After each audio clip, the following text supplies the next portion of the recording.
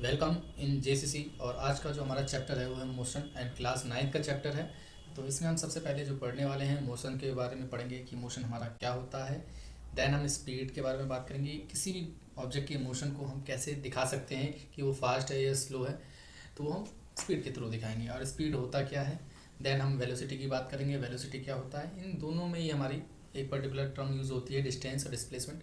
ये दोनों कैसे एक दूसरे से अलग हैं, क्या हमारा डिस्टेंस जीरो हो सकता है, क्या हमारा डिस्प्लेसमेंट कभी जीरो हो सकता है, इन दोनों की बातें हम करेंगे मोशन के अंदर। देन हम यूनिफॉर्म और नॉन यूनिफॉर्म मोशन की बात करेंगे। इसके बाद मोशन के अंदर हमारे पास डिफरेंट टाइप ऑफ मोशंस होते हैं, straight line motion, circular motion और वाइब्रेशन मोशन और रोटेशनल मोशन। इन सभी की हम बात करेंगे। ठीक है, तो स्टार्ट करते हैं हम क्लास 9 का जो चैप्टर है मोशन। तो सबसे पहले हम मोशन के बारे में पढ़ेंगे। What is the motion. Motion हमारा क्या होता है। मोशन को हम जो जानते हैं, if an object change their position with respect to time then we say that is in motion. इसका क्या मतलब है कि कोई भी जो अपना ऑब्जेक्ट है वो अपना क्या चेंज करता है, पोजीशन चेंज करता है with respect to time. Time के साथ कोई भी ऑब्जेक्ट अपना जो पोजीशन चेंज करता है उसको हम मोशन बोलते हैं। सपोज कोई ऑब्जेक्ट अपना, एक ऑब्जेक्ट है हमारा इस कंडीशन पे रखा हुआ है, टाइम जहाँ पे हमारा 0 सेकेंड है। आफ्टर टाइम सर्टेन टाइम जहाँ पे टी हमारा क्या हो गया 5 सेकेंड है, तो ये इसने अपनी क्या करी, पोजीशन में चेंज लेकर आया, जिसको हम क्या बोलते हैं, मोशन बोलते हैं। ठीक है, तो इसके एग्जांपल के लिए हम सपोज एक मोशन ऑफ एयर ले लेते हैं। आप देखते होंगे जैसे जो हमारी जो एयर है वो एक जगह से दूसरी जगह तक मूव करते रहती है। तो एयर के साथ जो आप यहाँ पे एग्जांपल के लिए देखोगे, जो एयर है, सपोज यहाँ पे कुछ डस्ट पार्टिकल्स होंगे। जो डस्ट पार्टिकल्स होते हैं वो भी एक जगह से दूसरे जगह तक मूव करते हैं। कैसे? क्योंकि जो हमारी एयर जो मूव कर रही है एक जगह से जगह दूसरी जगह तक, तो डस्ट पार्टिकल भी मूव कर रहे हैं, वो अपनी पोजीशन को चेंज करते हैं विद टाइम। तो हम क्या बोलते हैं, जो डस्ट है वो भी एयर के साथ उसमें मोशन में। तो एक हमारा मोशन का एग्जाम्पल हो गया। मोशन कितने तरह के हो सकते हैं। मोशन हमारा स्ट्रेट लाइन में हो सकता है, स्ट्रेट लाइन का मतलब बिल्कुल सीधी रेखा। सर्कुलर पाथ में हो सकता है, ठीक है, इस तरीके से हमारा मोशन पॉसिबल है। रोटेशन में हो सकता है, ठीक है, रोटेशन की बात करें, रोटेशन में पॉसिबल है। वाइब्रेशन में अप एंड डाउन, सपोज हमारा ये पोजीशन है, इससे आगे पीछे होना, ठीक है, तो ये हमारा वाइब्रेशन के टर्म में भी हो सकता है। फ्रो एंड बैक की बात करते हैं वाइब्रेशन में, तो इन सब कंडीशनों में हमारा मोशन पॉसिबल होता है। ठीक है, इसके बाद हम लोग क्या देखेंगे इसमें कि मोशन जो हमारा जो हम इस पढ़ने वाले हैं इस चैप्टर में, इसमें जो हमें मोशन पढ़ना है अलॉन्ग ए स्ट्रेट लाइन के लिए बात करेंगे कि स्ट्रेट लाइन में जो हमारा मोशन कैसे होता है और इसमें क्या क्या चीज़ें हम पढ़ने वाले हैं। इसमें दो चीज़ें पढ़ेंगे, सबसे पहले डिस्प्लेसमेंट के बारे में पढ़ेंगे, देन हम डिस्टेंस के बारे में पढ़ेंगे। जो हमारा डिस्प्लेसमेंट क्या शो करता है, the shortest distance measured from the initial to the final position of an object is known as the displacement. क्या बता रहा है, ये किसी भी शॉर्टेज डिस्टेंस है, किसके बीच में, इनिशियल और फाइनल पोजीशन के बीच में, वो हमारा क्या कहलाता है, डिस्प्लेसमेंट कहलाता है। ठीक है, इसके बाद हम एक बार डिस्टेंस की डेफिनेशन भी देखेंगे। डिस्टेंस हमारा क्या होता है। डिस्टेंस क्या होता है, the total covered length bye N object is called the distance. मतलब कोई भी जो हमारा एक टोटल जो पाथ लेंथ जो कवर करता है कोई भी ऑब्जेक्ट, उसको हम क्या बोलते हैं, डिस्टेंस बोलते हैं। ठीक है, वो टोटल लेंथ की बात करता है। और जो हमारा डिस्प्लेसमेंट है वो किसकी बात करता है, एक शॉर्टेस्ट डिस्टेंस की बात करेगा between the 2 point, initial and final point की बात करता है। इसमें आप लोग देखोगे, सपोज एग्जांपल के लिए मैं आपको समझाना चाहूँ कि जो हमारा एक ऑब्जेक्ट है, सपोज जो स्टार्ट होता है उसको हम बोलते हैं, ये जो पॉइंट होता है जहाँ से हमारा कोई भी जो ऑब्जेक्ट स्टार्ट कर रहा है उसको हम कहते हैं रेफरेंस पॉइंट, रेफरेंस पॉइंट बोलते हैं। और इसी को हम ओरिजिन पॉइंट के नाम से भी जानते हैं, ओरिजिन पॉइंट। इसमें आप लोग देखोगे सबसे पहले हम डिस्टेंस और डिस्प्लेसमेंट की बात करेंगे। सपोज हमारा कोई जो ऑब्जेक्ट है वो ओ से चल के कहाँ तक गया, हमारा सी तक गया। ठीक है, सपोज हमने माना ये सी तक गया, तो इसकी जो डिस्टेंस है हमारी, वो हमारी कितनी निकली, 50 किलोमीटर। डिस्टेंस जो है हमारी 50 किलोमीटर आई, और हमारी डिस्प्लेसमेंट भी 50 किलोमीटर है। यहाँ तक तो ये बात ठीक थी कि डिस्टेंस और डिस्प्लेसमेंट सेम है। बट अगर मैं ये आपसे कहूँ कि जो हमारा कोई जो ऑब्जेक्ट था वो ओ से सी तक गया, देन वो हमारा सी से बी तक आया। ठीक है, तो इसमें आप जो डिस्टेंस देखोगे, डिस्टेंस तो हमारी बढ़ेगी, वो इनिशियली 50 गया एंड देन वो हमारा 50, यहाँ पे आप देखोगे 35 तक आया, तो ये इस पर 15 किलोमीटर और ऐड हो जाएगा, तो ये 65 किलोमीटर हो जाएगा। लेकिन डिस्प्लेसमेंट की कंडीशन में ऐसा नहीं होगा। किसी कंडीशन में नहीं होगा, डिस्प्लेसमेंट की कंडीशन में ऐसा नहीं होगा।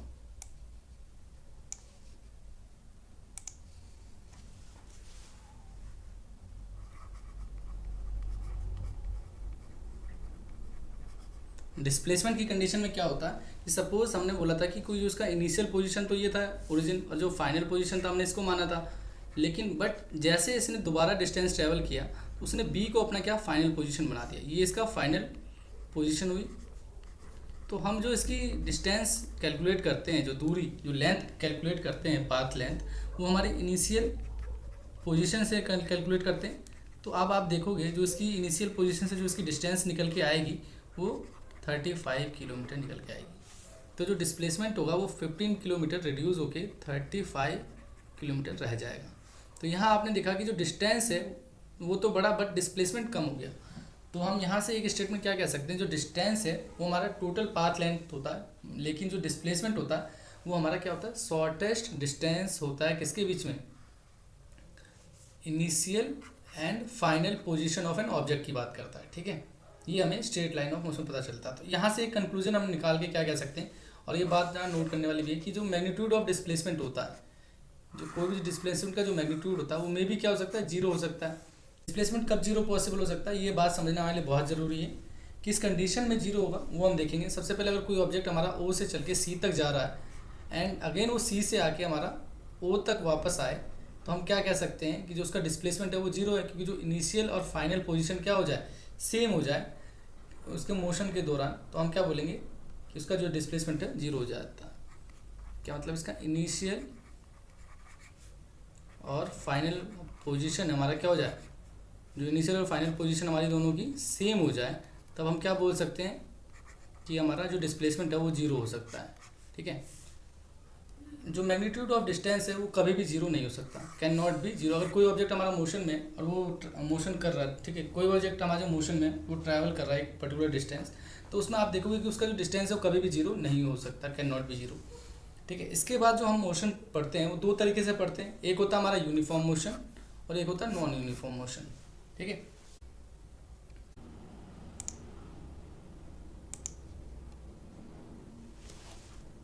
इसके बाद हम लोग देखेंगे कि हमारा यूनिफॉर्म और नॉन यूनिफॉर्म मोशन क्या होता था। ठीक है, what is the meaning of uniform और नॉन यूनिफॉर्म। सबसे पहले हम क्या समझेंगे, यूनिफॉर्म और नॉन यूनिफॉर्म का मतलब क्या है। यूनिफॉर्म का मतलब होता है एक जैसा, ठीक है, और नॉन यूनिफॉर्म का मतलब जो एक जैसा ना हो। ये किसकी बात कर रहा है, मोशन की बात कर रहा है। जो हमारा जो मोशन हो किसी भी ऑब्जेक्ट का एक जैसा हो, किसके रिस्पेक्ट में, टाइम के साथ जो हो, जो डिस्टेंस ट्रैवल करे वो कैसा हो, वो एक जैसा हो, तो हम क्या बोलते हैं उसको, यूनिफॉर्म मोशन कहते हैं। और अगर सपोज जो उसका डिस्टेंस जो ट्रैवल करा है उसने वो कैसा हो, अलग अलग हो, किसके टाइम के साथ। सपोज हमारा जो डिस्टेंस हमारी अलग अलग रिपीट करे, किसके रिस्पेक्ट में, टाइम के रिस्पेक्ट में, तो हमारा कैसा होता है, नॉन यूनिफॉर्म मोशन होता है। एक एग्जाम्पल से समझते हैं। सब एग्जाम्पल क्या है हमारा, कि हमें क्या दे रखा है, एक ऑब्जेक्ट है जो मूव क्या कर रहा है, अलोंग स्ट्रेट लाइन मूव कर रहा है। अगर हम सपोज कर लें कि 5 मीटर ट्रैवल करता है, कितने में, एक फर्स्ट सेकंड में अपने ट्रैवल करता है 5 मीटर। अब 5 मीटर मोर अगेन वो क्या करता है, सेम डिस्टेंस ट्रैवल करता है नेक्स्ट सेकंड में भी, तो हम क्या, अगले एक सेकंड में भी वो 5 मीटर ही ट्रैवल करता है। तो आपने देखा ये जो डिस्टेंस है, ये दोनों, ये 5 मीटर ये हमारी डिस्टेंस है, और ये डिस्टेंस क्या करता है, सेम डिस्टेंस ट्रैवल करता है यानी सेम टाइम पीरियड में। मतलब एक सेकंड में उसने 5 मीटर, एक सेकंड में 5 मीटर डिस्टेंस ट्रैवल करी, और फिर अगले सेकंड में 5 मीटर डिस्टेंस ट्रैवल करी। तो यहाँ पे डिस्टेंस और जो टाइम का जो इंटरवल है वो सेम है, तो हम यहाँ पे क्या बोलते हैं कि हमारा यूनिफॉर्म मोशन है। ठीक है, और इसी के अपोज अगर नॉन यूनिफॉर्म देखना हो, इसका एक एग्जांपल से हम समझते हैं। ठीक है, सपोज अगर यहाँ पे एक टेबल दे रखा है, टेबल 8.1, इसके हेल्प से हम समझते हैं यूनिफॉर्म और नॉन यूनिफॉर्म हमारा किस तरीके से अप्लाई होता है। ठीक है, और यूनिफॉर्म और नॉन यूनिफॉर्म, यहाँ पे हम देखेंगे कि हमारे पास दो जो ऑब्जेक्ट है वो गिवन है, ए एंड बी। इसमें आप देखोगे कि हमने टाइम एक रेफरेंस टाइम ले रखा है 9:30, इससे स्टार्ट किया है, जहाँ पे इनिशियली हमारा 10 मीटर और इनिशियली 12 मीटर ए ऑब्जेक्ट ने 10 मीटर और बी ऑब्जेक्ट ने 12 मीटर ट्रैवल किया। तो सपोज जो हमने यहाँ टाइम इंटरवल ले रखा है वो 15 मिनट्स का ले रखा है, 15 मिनट्स में। तो यहाँ पे 9:30 पे और 9:45 देन 10, ये 15 मिनट का इंटरवल है। तो हमें जो डिस्टेंस जो देखना है, अगर सपोज हमारा जो टाइम इंटरवल हमारा फिक्स हो गया तो हम यहाँ पे क्या देखेंगे, डिस्टेंस देखेंगे कि एक पर्टिकुलर टाइम इंटरवल पे, ठीक है, एक समय अंतराल पर कितना हमारा डिस्टेंस वेरी कर रहा है या हमारा सेम डिस्टेंस ट्रैवल कर रहा है। अगर सपोज एक फिक्स, अगर हमारा जो डिस्टेंस है अगर वो सेम हो जाए, कैसा हो जाए, सेम हो जाए, किस पे, एक फिक्स टाइम इंटरवल पे, फिक्स टाइम इंटरवल पे जो हमारा हर एक डिस्टेंस के लिए सेम हो, तो हम उसको क्या बोलते थे, यूनिफॉर्म मोशन बोलते थे। क्या बोलते हैं, यूनिफॉर्म मोशन। तो यहाँ पे हम देखेंगे कि ऑब्जेक्ट ए हमारा यूनिफॉर्म मोशन को शो कर रहा है या नॉन यूनिफॉर्म को। इसी रिस्पेक्ट पे हम देखेंगे कि जो बी ऑब्जेक्ट है हमारा यूनिफॉर्म मोशन को शो करता है या नॉन यूनिफॉर्म मोशन को करता है। तो देखेंगे आप लोग, सबसे पहले जो ए जो हमारा 10 मीटर ट्रैवल करता है और बी हमारा 12 मीटर ट्रैवल करता है। अगेन जब वो 15 मिनट के इंटरवल पे आप देखोगे कि वो 20 मीटर हमारा ट्रैवल करता है और देन हमारा बी जो है 19 मीटर हमारा ट्रैवल करता है। तो इन दोनों के बीच में आप देखोगे जो 15 मिनट के बीच में इन्होंने कितना हमारा ट्रैवल किया, 10 मीटर ट्रैवल किया। और इसी के बीच में आप देखोगे इन्होंने 7 मीटर करा ट्रैवल। 12 से 19 के बीच में आप देखोगे 12 से 19 मीटर के बीच 7 मीटर का डिफरेंस है। देन हमें एक डाटा की और जरूरत पड़ेगी इसको समझने के लिए कि 9:45 से 10 के बीच में अगेन हमारा 15 मिनट का इंटरवल है जो सेम है। तो यहाँ पे आप देखोगे 20 से 30 की तरफ गए और अगेन इन्होंने 10 मीटर ट्रैवल किया है। और जैसे ही आप देखोगे यहाँ से 19 से 23 मीटर का इन्होंने डिस्टेंस ट्रैवल किया जहाँ पे इन्होंने 4 मीटर ट्रैवल किया है।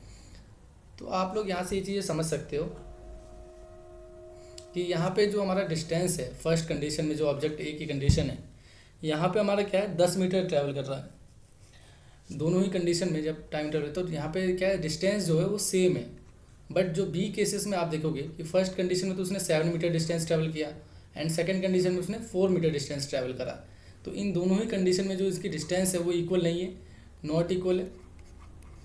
तो हम यहाँ किससे क्या कह सकते हैं, जो बी जो परफॉर्म कर रहा है वो नॉन यूनिफॉर्म को शो कर रहा है हमारा, और जो हमारा ए जो ऑब्जेक्ट है वो किसको कर रहा है, यूनिफॉर्म मोशन को शो कर रहा है। ठीक है, आई होप ये आपको यूनिफॉर्म और नॉन यूनिफॉर्म बहुत अच्छे से क्लियर हो गया होगा। ठीक है, इसके बाद हम लोग पढ़ेंगे measuring the rate of motion की बात करते हैं। ये measuring the rate of motion क्या होता है, what is the meaning of measuring the rate of motion. Motion का मतलब हमें पता चल चुका है कि किसी भी ऑब्जेक्ट की पोजीशन में चेंज आना, किसके टाइम, किसके रिस्पेक्ट में, टाइम के रिस्पेक्ट में। पोजीशन में क्या आ रहा है, चेंज आ रहा है, किसके रिस्पेक्ट में, टाइम के साथ हमारा चेंज आ रहा है। ठीक है, इतनी बातें हमें पता लगी।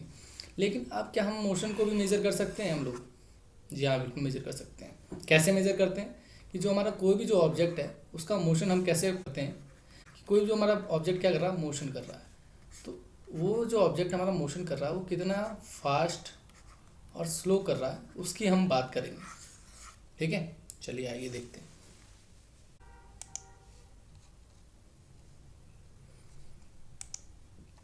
तो measuring the rate of motion की हम बात कर रहे थे।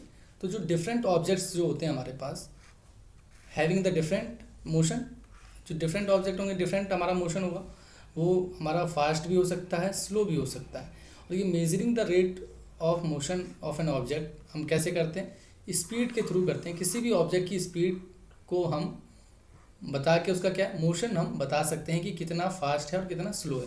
और ये हमारा स्पीड क्या होता है, स्पीड होता है हमारा distance travel by an object in unit time, कि कोई भी जो ऑब्जेक्ट है हमारा कितना हमारा डिस्टेंस ट्रैवल कर रहा है एक यूनिट टाइम में, उसको हम किससे दिखाते हैं, उसकी स्पीड से दिखाते हैं।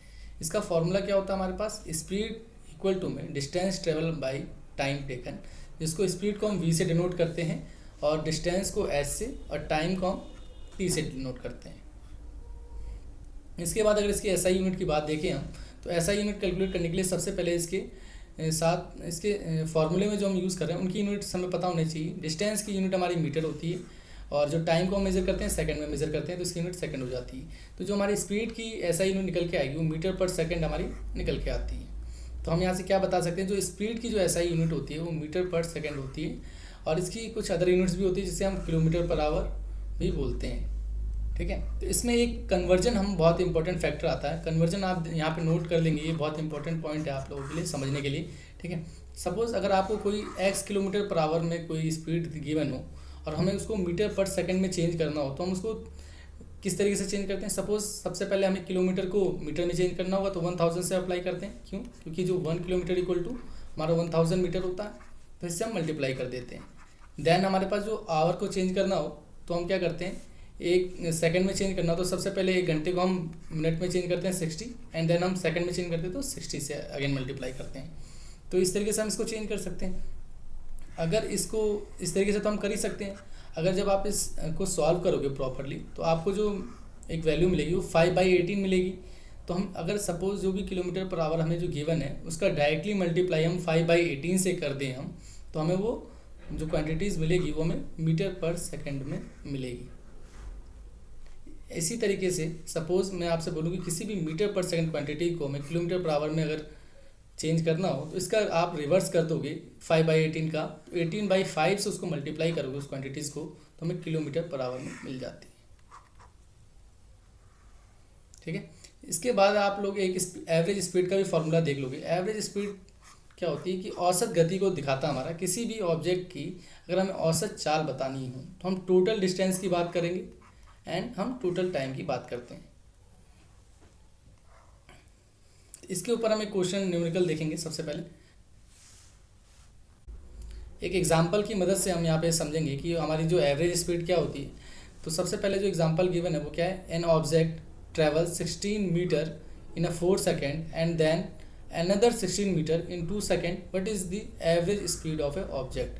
सबसे पहले आप देखोगे यहाँ पे कि अगर हम थोड़ा सा इसको कैलकुलेट बताना चाहें कि यूनिफॉर्म मोशन है या नॉन यूनिफॉर्म मोशन, तो आप देखोगे कि 16 मीटर इसने फर्स्टली 4 सेकेंड में करा एंड देन 16 मीटर हमारा 2 सेकेंड में करा। तो इनका जो टाइम इंटरवल डिफरेंट हो गया, तो हम यहाँ से क्या बोल सकते हैं कि हमारा नॉन यूनिफॉर्म मोशन है। कैसा मोशन है? Non uniform.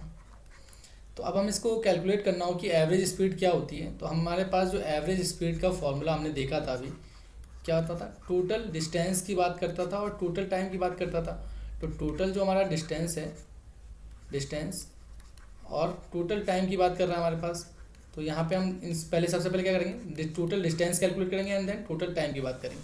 तो यहाँ से आप देखोगे जो डिस्टेंस है दोनों ही कंडीशन में सेम है, तो यहाँ पे हमारे पास क्या हो जाएगी 32 मीटर, और जो टाइम हो जाएगा वो कितना होगा 4 to 6 सेकेंड की बात करता है।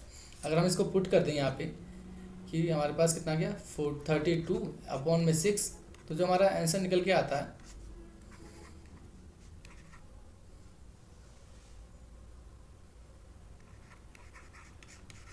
ये हमारा इतना मीटर पर सेकेंड, इस पर 5.33 मीटर पर सेकेंड हमारा एक आंसर निकल के आता है यहाँ से।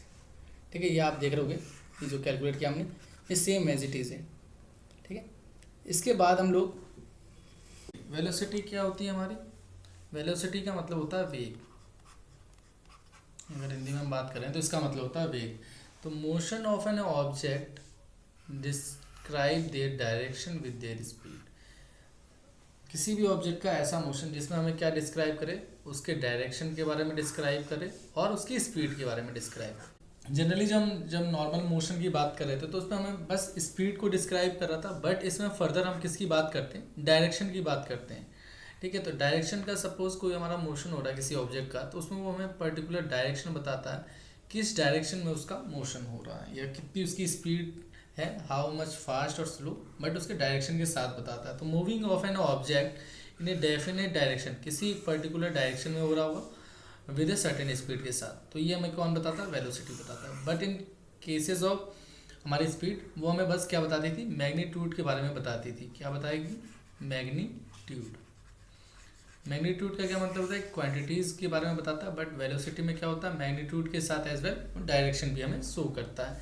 तो यहाँ पे वेलोसिटी में आप देखोगे जो हम डिस्टेंस ट्रेवल यहाँ पे कर लेते हैं फॉर्मूले में, डिस्टेंस ट्रेवल अपन में टाइम, यहाँ पे वो इन टर्म ऑफ डिस्प्लेसमेंट लेते हैं कि हमारा कितना डिस्प्लेसमेंट हुआ है एक सर्टेन इनिशियल पोजीशन से फाइनल पोजीशन की तरफ, उसको हम कैलकुलेट करते हैं। किसी भी ऑब्जेक्ट के बीच में जो शॉर्टेस्ट डिस्टेंस की बात करते हैं उसको हम डिस्प्लेसमेंट के नाम से जानते थे, और यहाँ पे हम उसी का यूज़ करेंगे। ठीक है, इस वेलोसिटी की भी सेम यूनिट होती है एज ए स्पीड की तरह, क्योंकि यहाँ पे जो हमारा डिस्टेंस है वो भी हमारा मीटर में मेजर किया जाता है, एंड जो टाइम टेकन है सेकेंड में, तो हमारी जो यूनिट निकल के आती है वो मीटर पर सेकेंड आती है।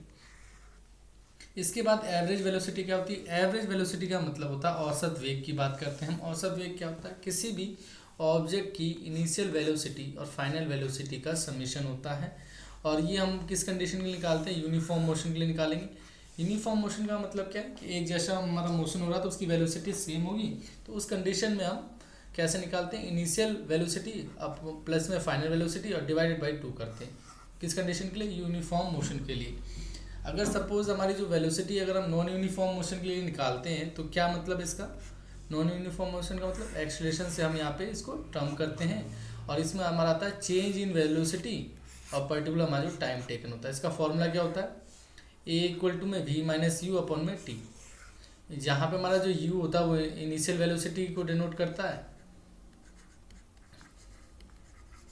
इनिशियल वेलोसिटी, और हमारा जो वी होता है वो हमारा फाइनल वेलोसिटी को डिनोट करता है, फाइनल वेलोसिटी। एक्सेलरेशन को हम ए से डिनोट करते हैं। एक्सेलरेशन दो तरीके से पॉसिबल है, पॉजिटिव और नेगेटिव। सपोज कि अगर हमारा जो चेंज इन वेलोसिटी जो हो रही है वो उसके डायरेक्शन में हो रही है, सेम डायरेक्शन में, तो हम पॉजिटिव लेते हैं। अगर वो अपोजिट डायरेक्शन में हो रही हो तो हम उसको नेगेटिव लेते हैं। ठीक है, तो इस दो तरीके से हम एक्सेलरेशन को पढ़ते हैं। आई होप आप सभी को ये सारी चीज़ें क्लियर हो गई होंगी। ठीक है, इसके जो हमने इसमें मोशन के बारे में देखा था, uniform, non uniform, speed, velocity, distance, displacement, सारी चीज़ें आपको अच्छे से क्लियर हो गई। इसके बाद जो हम नेक्स्ट लेक्चर में जनरल ग्राफिकल रिप्रेजेंटेशन के बारे में पढ़ेंगे, जिसमें हम यूनिफॉर्म और नॉन यूनिफॉर्म स्पीड, यूनिफॉर्म और नॉन यूनिफॉर्म वेलोसिटी के बारे में हम देखेंगे। Thank you so much video देखने के लिए आप सभी का।